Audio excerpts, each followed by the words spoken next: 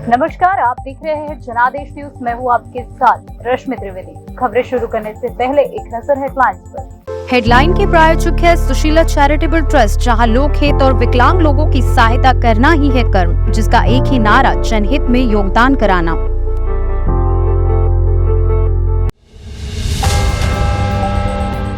UP के सभी शहरों में रिंग रोड पर आया बड़ा आदेश। सीएम योगी आदित्यनाथ ने समझाई अधिकारियों को रणनीति। गोगामेडी हत्याकांड की जांच ने पकड़ी रफ्तार। राजस्थान हरियाणा में 31 जगह एनआईए के छापे। बिश्नोई गैंग का गुर्गा गिरफ्तार और हथियार जब्त। राजस्थान हरियाणा में 31 जगहों पर एनआईए के छापे। 22 जनवरी को छत्तीसगढ़ में ड्राई डे। भगवान राम के ननिहाल से रामलला के घर जाएगी सब्जियों की खेप। लाल सागर में अब हमला किया तो अमेरिका समेत 13 देशों ने हूथियों को दी आखिरी चेतावनी। हवाई यात्रियों के लिए नया साल का गिफ्ट। इंडिगो ने खत्म किया फ्यूल चार्ज। जानेंगे कितना सस्ता हो जाएगा टिकट। लोकेश कनगराज के मानसिक स्वास्थ्य की जांच हो। लियो फिल्म पर बैन लगे। मद्रास हाई कोर्ट में अनूठी याचिका। अब खबरें विस्तार से। यूपी के सभी शहरों में इनर रिंग रोड के निर्माण की योजना तैयार की जा रही है। इसको लेकर सीएम योगी आदित्यनाथ ने अधिकारियों को आवश्यक दिशा निर्देश जारी कर दिए हैं। सीएम ने कहा है कि अधिकारियों के स्तर पर भविष्य को ध्यान में रखते हुए दूरदर्शी योजनाएं तैयार की जाए।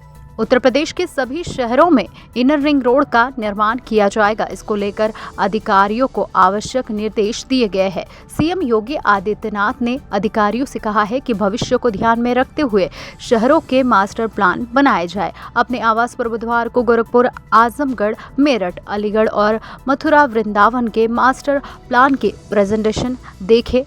उन्होंने कहा कि योजनाएं दूरदर्शी होनी चाहिए। सभी शहरों में बेहतर प्लानिंग के साथ इनर रिंग रोड बनाए जाए। स्थानीय शिल्पकला और परंपरागत उत्पादों को प्रोत्साहित करने के लिए क्लस्टर विकसित किए जाए। इनर रिंग रोड का विकास होने से शहरों के भीतर में ट्रैफिक को कंट्रोल करने में मदद मिलेगी। जाम से निजात और बेहतर कनेक्टिविटी की स्थिति में निवेश के लिए भी यहाँ पर निवेशक पहुंचेंगे। योगी ने निर्देश दिया कि सभी शहरों में बनने वाले इनर रिंग रोड के साथ लिंक रोड भी बनाए जाए। शहर के अंदर जाम को दूर करने की जरूरत है कि रिंग रोड के बाहर अलग मार्ग पर अलग अलग व्यावसायिक सुविधाएं उपलब्ध करवाई जाए। किसी रोड पर कपड़ा मार्केट तो किसी पर दवा के लिए वेयर हाउस बने। कुछ मार्ग पर एजुकेशन हब बनाया जाए। बस स्टेशनों को शहर के बाहर बनाया जाए। लोगों को शहर के अंदर इलेक्ट्रिक बस की सुविधा मिले। परंपरागत ईंधन वाली बसों को शहर के बाहर रखा जाए। अवैध बसियां न बसने पाए। सीएम योगी ने कहा कि ट्रांसपोर्ट नगर के पास ही लॉजिस्टिक हब तैयार किया जाए। विकास परियोजनाओं से प्रभावित लोगों के पुनर्वास की व्यवस्था की जाए। मास्टर प्लान में ग्रीन एरिया के लिए जगह जरूर आरक्षित हो, वहां नई कॉलोनी न बसने पाए। राष्ट्रीय अंतर्राष्ट्रीय आयोजनों की मेजबानी के लिए सभी शहरों में अव्यवस्थापन सुविधाओं का विकास हो। सभी विकास प्राधिकरणों में अंतर्राष्ट्रीय स्तर के कन्वेंशन सेंटर विकसित किए जाए। नदी और तालाब के कैचमेंट का अतिक्रमण न हो। सॉलिड वेस्ट मैनेजमेंट के लिए बेहतर कार्य योजना हो। देश और दुनिया में अलग अलग क्षेत्र की कंपनियों के लिए सेमीकंडक्टर की बढ़ती मांग को देखते हुए राज्य सरकार सेमीकंडक्टर यूनिट्स के लिए नई पॉलिसी लगाएगी। इसके निर्देश मुख्यमंत्री योगी आदित्यनाथ ने आईटी और इलेक्ट्रॉनिक्स विभाग के अधिकारियों को दिए। राज्य सरकार द्वारा लाई जाने वाली पॉलिसी में सेमीकंडक्टर यूनिट्स के लिए कई तरह के वित्तीय प्रोत्साहन दिए जाएंगे, जिससे कि दूसरे राज्य के मुकाबले इस सेक्टर की कंपनियां यूपी में निवेश करें। बुधवार को एक उच्च स्तरीय बैठक में सीएम योगी आदित्यनाथ ने कहा कि तेज से बदलते आज के तकनीक प्रधान युग में सेमीकंडक्टर की बड़ी भूमिका है। अनुमान के मुताबिक वैश्विक सेमीकंडक्टर इकोसिस्टम का 2022 में राजस्व $950 मिलियन से अधिक का है। आगे इसके और बढ़ने की भी संभावना है। मुख्यमंत्री ने कहा कि नई नीति में भारत सरकार द्वारा अनुमोदित पूंजीगत उपादान पर अतिरिक्त पूंजी उपादान भी दिया जाएगा। जाएगा, जिसमें ज़मीन की खरीदी या पट्टे पर स्टाम्प शुल्क भी छूट दी जाएगी। साथ ही विद्युत शुल्क में छूट, नेट, SGST प्रतिपूर्ति, दोहरी पावर ग्रिड नेटवर्क ट्रांसमिशन का प्रावधान किया जाएगा। सीएम ने कहा है कि कौशल विकास और प्रशिक्षण, पेटेंट, जलापूर्ति, पावर बैंकिंग और अनुसंधान एवं विकास सहायता के लिए नीति में स्पष्ट प्रावधान किए जाए। जयपुर में बीते दिनों हुए सुखदेव सिंह गोगामेडी की हत्याकांड के मामले में एनआईए ने राजस्थान और हरियाणा में एक साथ दबिश दी। इस दौरान झुंझुनू के बिलानी से एनआईए ने बदमाश अशोक मेघवाल को गिरफ्तार किया। उसके पास से कई हथियार जब्त हुए। लॉरेंस बिश्नोई गैंग के संपर्क में था वो। एनआईए ने हरियाणा में भी कार्रवाई करते हुए बदमाशों की नकेल कसने की कोशिश की है। जयपुर में बीते दिनों हुए बहुचर्चित सुखदेव सिंह गोगामेडी की हत्याकांड के मामले में राष्ट्रीय जांच एजेंसी एनआईए ने कार्रवाई शुरू कर दी है। इसके तहत एनआईए ने राजस्थान और हरियाणा में एक साथ दबिश दी। इस दौरान एनआईए ने झुंझुनू के पिलानी से सबसे बड़ी कार्रवाई को अंजाम देते हुए एक बदमाश अशोक मेघवाल को गिरफ्तार कर लिया। इसका लॉरेंस बिश्नोई गैंग से कनेक्शन बताया जा रहा है। उसके पास से कई हथियार जब्त हुए हैं। बताया गया है कि अशोक मेघवाल गोगामेडी हत्याकांड में मुख्य संदिग्ध है। एनआईए की टीम मामले की जांच में जुटी हुई है। एनआईए ने इस दौरान पिलानी के झरेली गांव में लॉरेंस बिश्नोई गैंग से जुड़े अशोक मेघवाल के ठिकाने पर कार्रवाई की। एनआईए ने अशोक मेघवाल के कस्बे से 8 हथियार जब्त किए। इस दौरान पूछताछ मेघवाल के 22 हथियार की डिलीवरी देने के बारे में भी जानकारी मिली।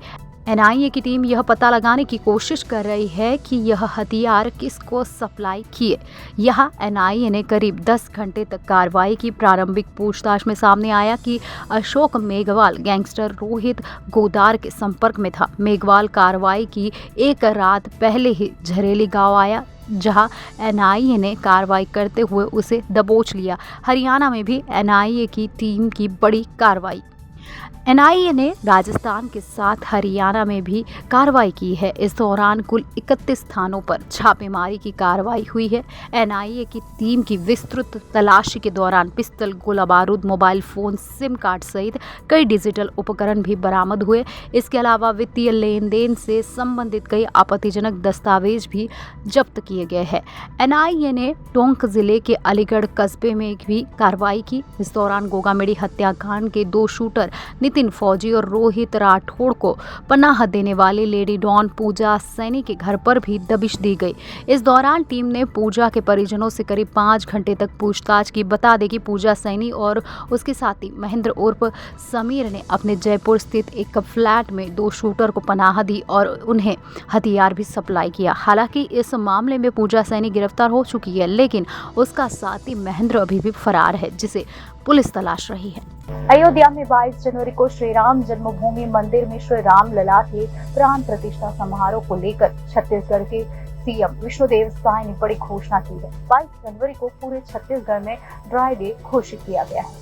छत्तीसगढ़ को राम का ननिहाल कहा जाता है और अयोध्या में राम मंदिर में रामलला की प्रतिमा की प्राण प्रतिष्ठा को लेकर यहां उत्साह और उत्सव का माहौल है।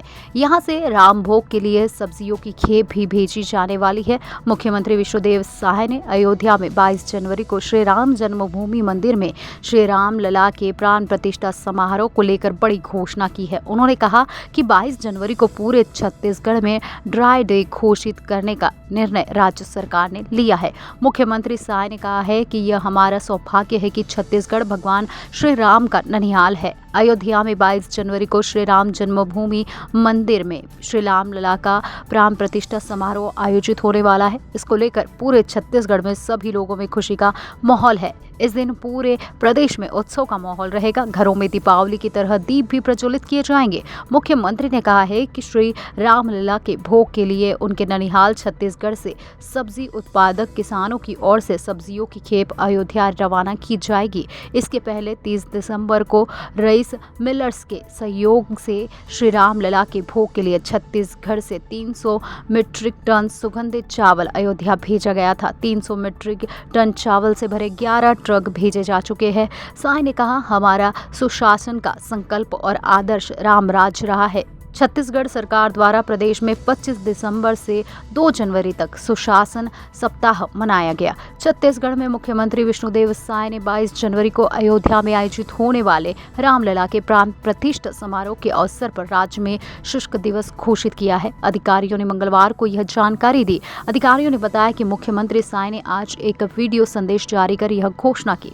यमन के हूदी विद्रोहियों को अमेरिका और उसके 12 देशों की सेनाओं ने सख्त चेतावनी दी है। अमेरिका ने कहा है कि हूदी विद्रोहियों ने अगर हमला किया तो उन्हें परिणाम भुगतने के लिए तैयार रहना चाहिए। हूदी विद्रोहियों ने इजरायली हमले के विरोध में अब तक 23 से ज्यादा हमले किए हैं।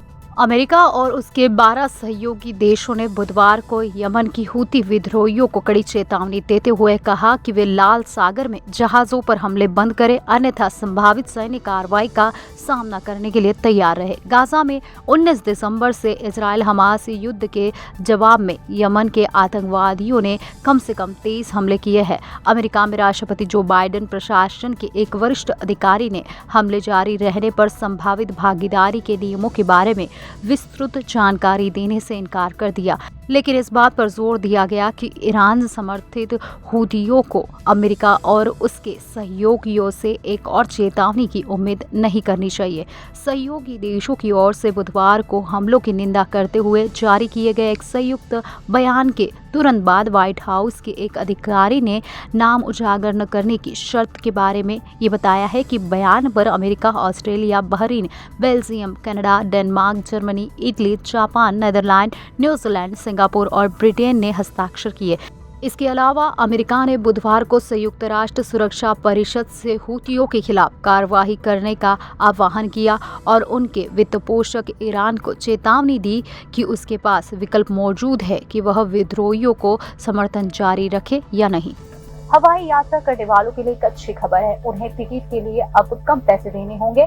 देश की सबसे बड़ी एयरलाइन इंडिगो ने टिकट पर लगने वाले फ्यूल सरचार्ज खत्म कर दिया है। कंपनी ने पिछले साल अक्टूबर में इसे वसूलना शुरू किया था।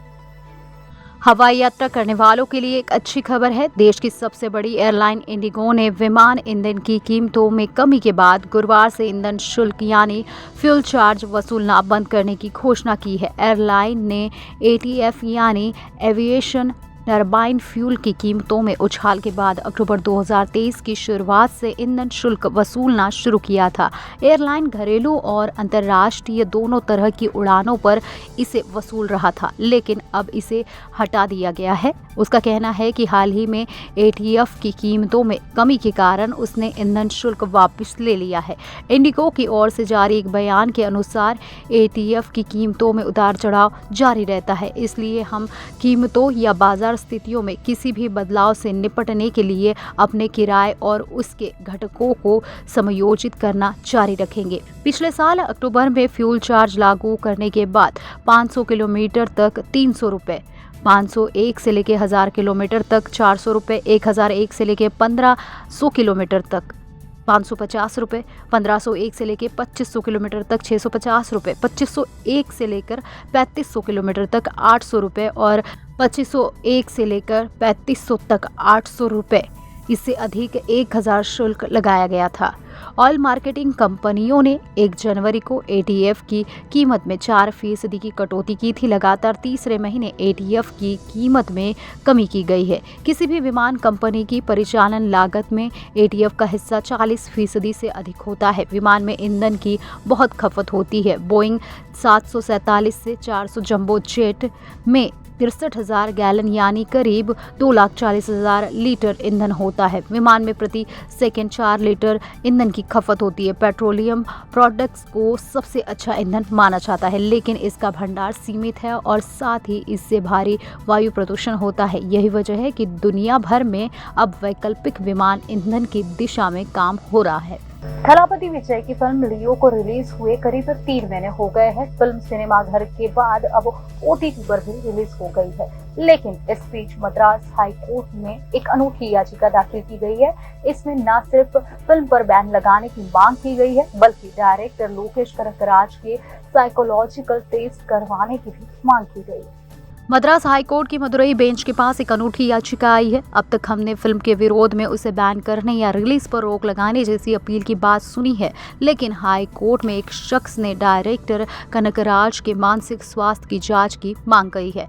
मदुरई के राजू मुरुगन नाम के इस शख्स ने अपनी याचिका में लोकेश के डायरेक्शन में बनी थलावती विजय की लियो को हिंसक बताते हुए फिल्म पर बैन लगाने की मांग की है। साथ ही यह भी अपील की है कि कनकराज की मनोवैज्ञानिक जांच होनी चाहिए। याचिका में तर्क दिया गया है कि लियो में ऐसे सीन्स हैं जो हिंसा को बढ़ावा देते हैं। इनमें हथियारों के उपयोग, धार्मिक प्रतीक और नशीली दवा के उपयोग के साथ ही महिलाओं और बच्चों के खिलाफ हिंसा शामिल है।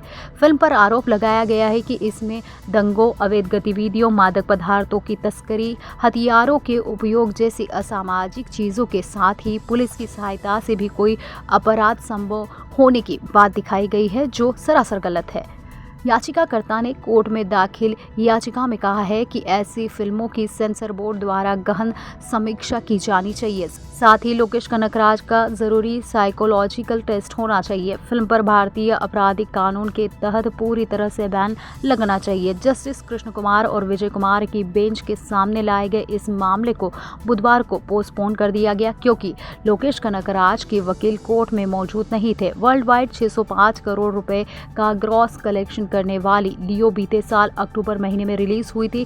फिल्म अब OTT पर भी रिलीज हो चुकी है। इस बीच दिसंबर में लोकेश कनकराज ने सोशल मीडिया से ब्रेक ले लिया। उन्होंने अपने बयान में कहा कि मैं यह घोषणा करना चाहता हूं कि मैं पूरी तरह से अपने अगले प्रोजेक्ट पर ध्यान लगाने के लिए सभी सोशल मीडिया प्लेटफॉर्म और अपने मोबाइल से ब्रेक ले रहा हूं। खबरों में आज बस इतना ही। आने वाली सभी खबरों को जानने के लिए आप जुड़े रहिए जनादेश न्यूज के साथ।